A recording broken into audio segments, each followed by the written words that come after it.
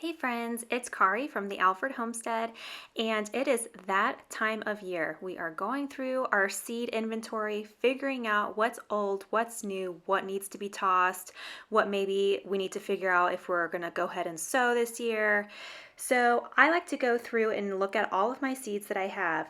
Now keep in mind, there are some seeds that only keep for 1 year, and that includes leeks, onions, and parsnips.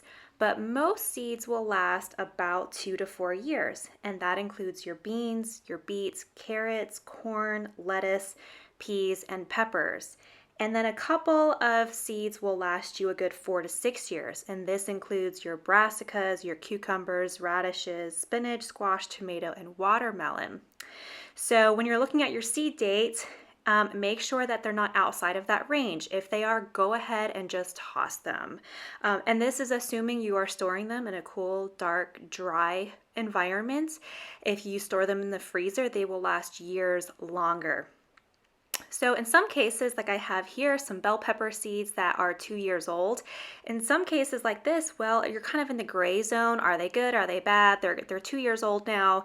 So this is where a simple home germination test comes in handy. This test is very easy. I generally like to start this test a couple weeks before I want to start my seeds, because this generally takes about 1 to 2 weeks to figure out your germination rate for those seeds, especially if you want to test multiple packets of seeds.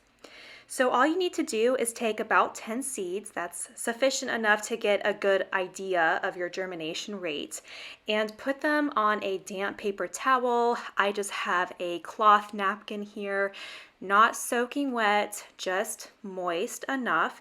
Just wrap them up. You don't have to be any, specific about how you do it. You can roll it up if you wanted to.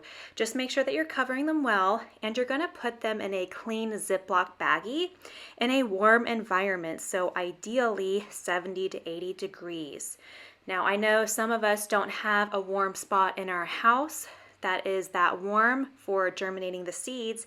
So in my case, I actually will be using a heating mat, just like I do when I'm trying to germinate any of my seeds in their trays. So that is one option. Normally they cost around $20 for one heat for one tray warmer, and I'm telling you, those things come in handy. So if you don't already have a tray warmer, go ahead and get you one. It will give you an extra couple of weeks head start.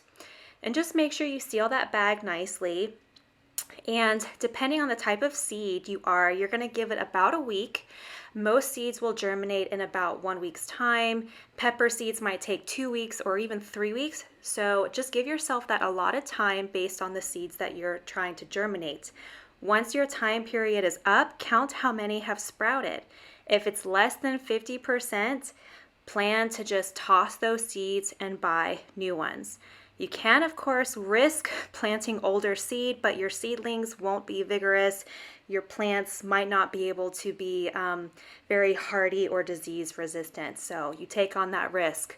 But you can always do it as extras. Okay, you guys, I hope you are sorting through all of your seeds for this year. Let me know in the comments if you do anything similar like this to get going for the season. Thanks, you guys. I'll see you next time.